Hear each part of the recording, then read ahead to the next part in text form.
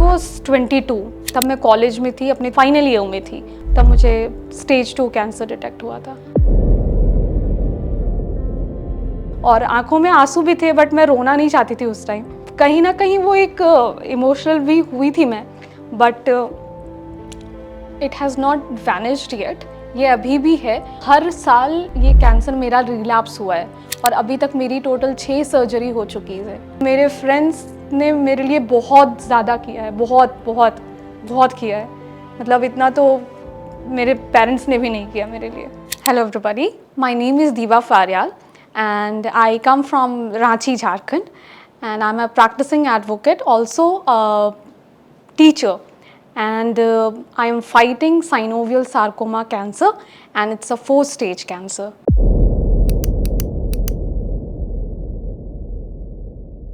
जब मैं अपने कॉलेज डेज़ में थी, when I was in my third year of my college, मुझे पेन बहुत स्टार्ट हुआ राइट शोल्डर, लेफ्ट शोल्डर में। And then I visited to other doctors, Ayurvedic, allopathic. तब मुझे बहुत पेन होता था, तो डॉक्टर्स ने मुझे कुछ दवाइयाँ दे करके मुझे बोला कि आपका पेन ठीक हो जाएगा, आप थोड़े पोस्चर वगैरह करेक्ट कर लो। बट वो पेन धीरे धीरे समय के साथ बढ़ता ही गया और इसको 2 साल लग गए डिटेक्ट होने में। जब पेन बहुत ज़्यादा बढ़ गया, मैं लंप फील करने लगी अपने नेक के एरिया में, तब आई इन्फॉर्म माई मामा who was residing in Pune only. तो उन्होंने मुझे एक डॉक्टर्स का रिकमेंड किया and I visited to that doctor. तो वो डॉक्टर्स मेरे कुछ रिपोर्ट्स देख करके उन्होंने बताया ईदर यू हैव ट्यूबरकुलोसिस और यू हैव कैंसर। तो कुछ मेरे बायोप्सी हुए, कुछ टेस्ट हुए and then it was confirmed कि you have stage 2 synovial sarcoma cancer। बिल्कुल कोई भी एक नॉर्मल पर्सन होगा, आप जिसको बोलोगे कि आपको कैंसर है, तो वो इंसान बिल्कुल डर जाएगा। मतलब वो समय गिनने लगता है कि अब मेरे पास बहुत कम समय बचे हैं, कुछ महीने बचे हैं। तो मेरे साथ भी ऐसा हुआ। मुझे तो सबसे पहले ये लगा कि शायद मेरे डॉक्टर को, मतलब मेरे डॉक्टर शायद पागल हो गए हैं, इनको शायद ज़्यादा कुछ आता नहीं है। तो जो लोग ड्रिंक करते हैं, स्मोक करते हैं, उनको कैंसर हो सकता है, मुझे कैसे होगा कैंसर। तो आई वॉज, मतलब मैं बहुत नर्वस थी, बहुत ज़्यादा नर्वस थी, बहुत डरी हुई थी। I was really scared. तब फिर धीरे धीरे जा कर के चीज़ों में हिम्मत आई। मेरे फ्रेंड्स मेरे शुरू से ही सपोर्ट सिस्टम बने रहे। I was 22। तब मैं कॉलेज में थी, अपने फाइनल ईयर में थी। तब मुझे स्टेज 2 कैंसर डिटेक्ट हुआ था। फैमिली, तब मेरी मम्मी पुणे में ही थी मेरे साथ। वो मतलब 2017 में माई पेरेंट्स गॉट सेपरेटेड और तब से मम्मी फिर पुणे आ गई थी मेरे मामा के पास रहने के लिए। तो मैं हॉस्टल में रहती थी और मेरे मामा का अलग घर था, तो वो मम्मी उनके साथ में रहती थी। तो मम्मी भी थोड़ी डरी हुई थी कि एकदम से कैंसर हो गया। मामा भी, कोई भी इनफैक्ट कोई भी फैमिली मेम्बर होगा वो डरा हुआ ही होगा। बट मेरे फादर के साइड से कोई भी कनेक्शन था नहीं। 2017 में जब सेपरेशन हुआ, तब से ही पापा से बातचीत मेरी बंद हो गई थी। एंड देन मेरे मामा ही मेरा खर्च उठा रहे थे पढ़ाई लिखाई का। तो एक वो होता है कि अब मैं अपने मामा पे और कितना बर्डन डालूँ, उनकी भी फैमिली है। तो मैंने सोचा कि अपने फादर से क्यों ना बात किया जाए, क्योंकि ऑब्वियसली कैंसर ऐसी बीमारी जिसमें बहुत सारे पैसे खर्च होते हैं। तो वो कहीं ना कहीं मुझे इस बात की आइडिया थी। तो मैंने अपने फादर को कांटेक्ट किया और मेरे फादर का ऐसा रिएक्शन था जो बिल्कुल शॉकिंग था। वो उन्होंने बोला कि अरे ऐसे कैसे हो सकता है, तुमको कुछ हुआ नहीं होगा। एंड वो बोले कि ठीक है चलो मैं बाद में कॉल करता हूँ। फिर जब मैंने कुछ दिन बाद कॉल किया कि मुझे कुछ पैसों की ज़रूरत है, ही rejected my call, he just cut the call.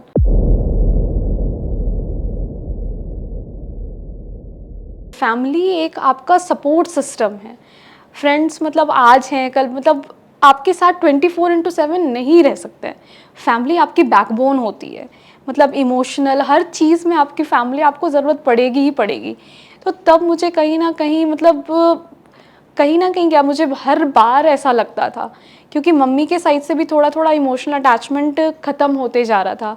I don't know what is the reason. मैंने बहुत ट्राई किया था अपनी मम्मी से वो इमोशनल अटैचमेंट बिल्ड करने का, बट पता नहीं हो पाया शायद। जब मैं हॉस्पिटल अकेले भी, मम्मी भी मेरे साथ में जा रही है, तो मैं वो इमोशन नहीं फील कर पाती, तो वो अटैचमेंट नहीं फील कर, वो अफेक्शन जो होता है एक मदर के एंड से, वो नहीं फील कर पाती। जैसे MRI मशीन जो होता है, उसमें मुझे आज भी बहुत डर लगता है, क्योंकि एमआरआई जो टेस्ट होती है वो 1 से 1.5 घंटा का टेस्ट मेरा अंदर चलता है, और वो बहुत इरिटेटिंग साउंड होता है, जैसे एक बुलेट के चलने का, गन के चलने का। तो मुझे शुरुआत में जब हुआ था तो मैं बहुत रो रही थी। तो मैं सेकंड टाइम मम्मी से बोली कि जब मेरा टेस्ट होगा तो आप प्लीज़ वहाँ पे रहना, अंदर आना आप। तो वो बोली कि ठीक है मैं आ जाऊँगी। और जब मैं अंदर चली गई, जब कैनुला वगैरह लग गया, तो जब मैं मशीन के अंदर भी चली गई, मैं अपनी मम्मी का वेट करती रही और मैं मशीन के अंदर रोती रही कि मेरी मम्मी कब आएगी, कब आएगी, कब आएगी। बट वो नहीं आई, और जब मैं बाहर आकर के देखी, she was just scrolling her phone. तो मुझे इतना ज़्यादा उस समय बहुत ज़्यादा गुस्सा आया, और आंखों में आंसू भी थे, बट मैं रोना नहीं चाहती थी उस टाइम। और मैं सोची थी कि अब से मैं अकेली ही हॉस्पिटल आऊँगी। तो कहीं ना कहीं वो एक इमोशनल भी हुई थी मैं, बट ऊपर वाला होता है ना कि हिम्मत दे देता है आपको। तो बस हिम्मत आ गई थी उसी दिन से। और फिर उसके बाद तो ऐसा हुआ कि 2 बार मैं अकेले ही सर्जरी करा के आ गई। जब आप देखोगे, आप हॉस्पिटल में आप जाओगे तो आप देखोगे कि आपके रिलेटिव्स आ रहे हैं, टिफ़िन लेकर के आ रहे हैं, घर से खाना आ रहा है, लोग आपका केयर कर रहे हैं। आप देखोगे फैमिलीज़ है, मम्मी है, पापा हैं। तो वो कहीं न कहीं एक इमोशनल अटैचमेंट जो होता था वो हमेशा मेरे लाइफ में वॉइड मुझे फ़ील हुआ है। बट ठीक है, अगर ये नहीं है तो मेरे फ्रेंड्स मेरे साथ हैं। जब डॉक्टर ने मुझे बताया कि this is very rare cancer, synovial sarcoma, तो मुझे उतना आइडिया नहीं था। डॉक्टर्स की बातें तब मुझे ऊपर-ऊपर, सर के ऊपर से निकल रहा था। बट जैसे ही मैं घर आई, मैंने खुद से थोड़ा रिसर्च करना चालू किया कि क्या होता है ये कैंसर। तो ये जनरली सॉफ्ट टिश्यूज़ में आपके ट्यूमर्स बनने लगते हैं, और ये बहुत अग्रेसिव कैंसर होता है, बहुत ज़्यादा अग्रेसिव। सार्कोमा के भी अलग-अलग वैराइटीज़ हैं। There are I think more than 150 types of sarcoma. तो मुझे जो सार्कोमा था उसमें एम्प्यूटेशन की ज़रूरत नहीं पड़ती है, but most of the sarcoma में बॉडी एम्प्यूट कर दिया जाता है। जैसे अगर पैर में ट्यूमर हो गया, पैर में स्प्रेड हो गया, तो पेशेंट्स के पैर एम्प्यूट कर दिए जाते थे। तो मेरा तो नेक एरिया में था, तो कहीं ना कहीं वो मुझे पता था, और मैंने रिसर्च के दौरान पढ़ा कि ये सर्जरी ही एक मतलब ऑप्शन रहता है, surgery and chemotherapy. I think 5-6 घंटे मेरी सर्जरी चली थी, और वो बहुत लंबा कट मुझे लगा था यहाँ पे। और फिर सर्जरी के बाद मुझे रेडियोथेरेपी दिया गया था। सर्जरी के पहले कीमोथेरेपी भी हुई थी, but the cancer tumour was very aggressive. तो वो कीमोथेरेपी बिल्कुल वेस्ट गया, वो काम ही नहीं किया, उस पर रिएक्ट ही नहीं किया बिल्कुल भी। 2 साइकिल कीमोथेरेपी हुई थी, फिर सर्जरी हुई, फिर then I went through radiotherapy. मैंने पहले ही थोड़ा पढ़ लिया था कि कीमो में क्या-क्या, क्योंकि मुझे पता था कि कीमो, बहुत लोग डरते हैं कीमो से, ऐसा क्या होता है कीमो में। तो मैं थोड़ा-थोड़ा रिसर्च करके रखी थी कि क्या होता है। तो जब कीमो होने लगा तब मेरे शरीर में बहुत सारे चेंजेस, और पूरे ट्रीटमेंट का सबसे जो स्केरी पार्ट होता है वो कीमोथेरेपी होता है। आप किसी भी पेशेंट से आप बोलोगे कि आप सर्जरी कराओगे या आप कीमोथेरेपी कराओगे, तो पेशेंट मतलब मोस्ट ऑफ द पेशेंट, जैसे मैं रहूँगी तो मैं तो सर्जरी का बोलूँगी, मैं कीमो के लिए बिल्कुल कभी नहीं बोलूँगी, क्योंकि उसके जो साइड इफ़ेक्ट्स होते हैं, जैसे बालों का चले जाना, फिर आपके नेल्स ब्लैक हो जाएंगे, बॉडी पिगमेंट हो जाती है, थोड़ी डार्क हो जाती है बॉडी, कोई वेट लॉस कर लेता है, कोई वेट गेन कर लेता है, फिर मेटेलिक टेस्ट हो जाता है, आपको खाने में कुछ भी स्वाद नहीं आएगा, माउथ में अल्सर्स हो जाते हैं। तो बहुत सारे इसके साइड इफ़ेक्ट हैं, क्योंकि कीमोथेरेपी आपके बस कैंसर सेल पे अटैक नहीं करता है, it also attacks on your healthy cells. मैं तब मासी के अपने साइड में थी, मासी के घर पे रुक रही थी, मैं पुणे में ही मेरा ट्रीटमेंट चल रहा था। तो उनके घर में बच्चे थे, तो बच्चे फ्रेंड्स, उनके वजह से टाइम कट जाता था, और मैं सोशल मीडिया पे बहुत ज़्यादा एक्टिव हूँ, तो मैं ये सब चीज़ें करके अपने आप को कहीं ना कहीं माइंड डाइवर्ट कर लेती थी। मेरे हिसाब से जब मेरे तीसरे बार जब बाल चले गए, तब मैं बहुत ज़्यादा रोई थी। मतलब मेरे 3 बार बाल गए हैं। फर्स्ट टाइम मैं बिल्कुल नहीं रोई, सेकंड टाइम भी जब मैं बाल्ड हो रही थी तब भी नहीं रोई, बट थर्ड टाइम ऐसा था कि और कितनी बार इंसान मतलब हिम्मत कर ले, और कितनी बार बाल जाना पड़े, क्योंकि hair is considered as an beautiful what to say accessories, और it's a crown for every girl, for femininity, है ना। तो वो बहुत प्यारा चीज़ होता है। तो एकदम से, और वो बार बार चीज़ें आपके साथ हो रही है, तो तब मैं बहुत ज़्यादा टूट गई थी। बट फिर कहीं ना कहीं मेरे फ्रेंड्स ने ही मुझे हिम्मत दिया कि अरे ठीक है, ये तो आ ही जाएगा, तुम ऐसे भी क्यूट लगती हो। No, it has not vanished yet, ये अभी भी है, और it is my 5th relapse since 2020। तो हर साल ये कैंसर मेरा रिलैप्स हुआ है, और अभी तक मेरी टोटल 6 सर्जरी हो चुकी है।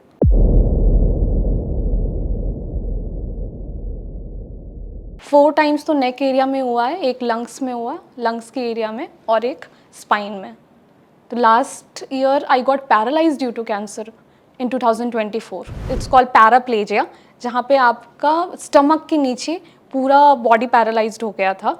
और पैराप्लेजिया में ये होता है कि आप मतलब मूवमेंट, हाथ वाथ आप मूवमेंट आप कर सकते हो, बट आप बैठना, उठना, चलना, ये सब कम्प्लीटली बंद हो गया था। और जब मैं डॉक्टर से पूछ रही थी कि मैं कब चल पाऊँगी, तो डॉक्टर्स कुछ जवाब ही नहीं दे रहे थे। वो बोल रहे थे कि हो सकता है कि आप कभी चल ना पाओ, हो सकता है it will take 2 years, 3 years. तो मुझे ऐसा लगता था कि यार मैंने हर बार मैं खड़ी हुई हूँ, तो इस बार भी मैं खड़ी होके दिखाऊंगी डॉक्टर को।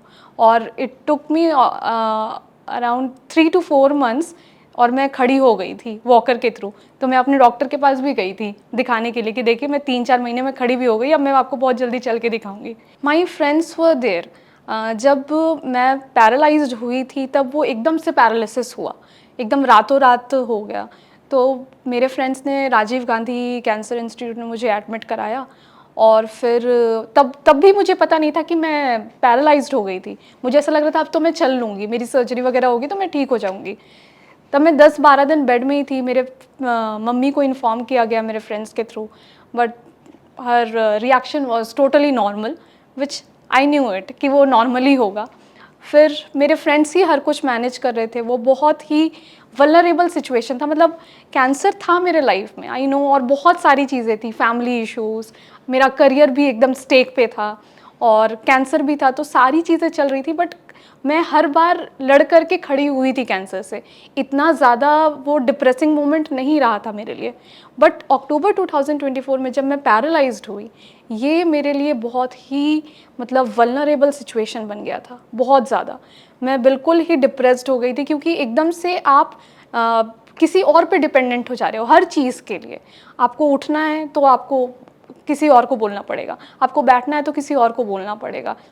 इनफैक्ट वॉशरूम जाने के लिए भी मुझे अपने फ्रेंड्स में मुझे गोदी करते थे, और फिर वो मुझे वॉशरूम में बिठाते थे। तो मेरे फ्रेंड्स ने मेरे लिए बहुत ज़्यादा किया है, बहुत बहुत बहुत किया है। मतलब इतना तो मेरे पेरेंट्स ने भी नहीं किया मेरे लिए। अब डर ख़त्म हो गई है, अब मुझे डर नहीं लगता है। अब ऐसा लगता है कि ठीक है यार, अब जो होगा देख लेंगे। इतना सब कुछ, और मतलब सब कुछ तो चला ही गया, अब और क्या है जाने के लिए, खोने के लिए मेरे पास और कुछ नहीं है। तो मुझे अब डर नहीं लगता है बिल्कुल भी, ये डर मुझे ख़त्म हो गया है। I was working with one of the CLAT coaching institute. तब मैं पढ़ा रही थी, मैं जॉब करती थी, पढ़ाती थी। I was in to teaching field. और एकदम से जब पैरालिसिस हुआ तो आप बिल्कुल ही मुझे काम छोड़ना पड़ा, और मैं घर में आ गई। तो तब तो बहुत ही मतलब मैं रो रही थी कि अब कैसे ही सिचुएशन, जो भी मेरे सेविंग्स थे वो चले गए। फिर मैंने क्राउड फंडिंग भी किया, क्राउड फंडिंग से मुझे बहुत सारे हेल्प मिले। बट कहीं ना कहीं आप एक रूम में बंद हो, और दिल्ली की पॉल्यूशन आपको पता ही है। ठंड में अगर मैं थोड़ा सा भी बाहर, अगर जब मैं चलने लगी थी थोड़ा बहुत असिस्टेंस के थ्रू, मैं स्टिक लेकर के चलती थी। ये पिछले ठंड में अभी, तो ठंड में जब मैं बाहर भी निकलती थी, मैं 2 मास्क अगर लगा के भी निकल रही हूँ तो मुझे बहुत खांसी आती थी, क्योंकि मेरे लंग्स में ट्यूमर है। तो एक रूम में कन्फाइंड रहना वो मेरे लिए बहुत मुश्किल था। Then I started reading books. मैं बुक्स पढ़ने लगी, और उस बुक्स पे कुछ कुछ रिव्यू वीडियो बनाने लगी, मैं कुछ लिखने लगी, वो लिख करके रील्स बनाने लगी, वीडियो बनाने लगी। तो ऐसे फिर मेरा टाइम निकल गया। मिस ऐसा देखा जाए तो शायद ही मैं कुछ मिस करती हूँ, क्योंकि हर एक बच्चा चाहता है कि वो उसका बचपन, आप अगर पूछोगे कि आप क्या चाहते हो, आप अगर पिछले आप पहले जाना चाहोगे, आप पीछे वाले टाइम में जाना चाहोगे, तो आप ऐसा क्या चीज़ मांगना चाहोगे? तो हर एक बच्चा बोलेगा कि मैं अपना बचपन वापस से जीना चाहता हूँ। बट मेरा ऐसा नहीं है, मैं अपना बचपन नहीं जीना चाहती हूँ। मैं अपने इस टाइम में खुश हूँ।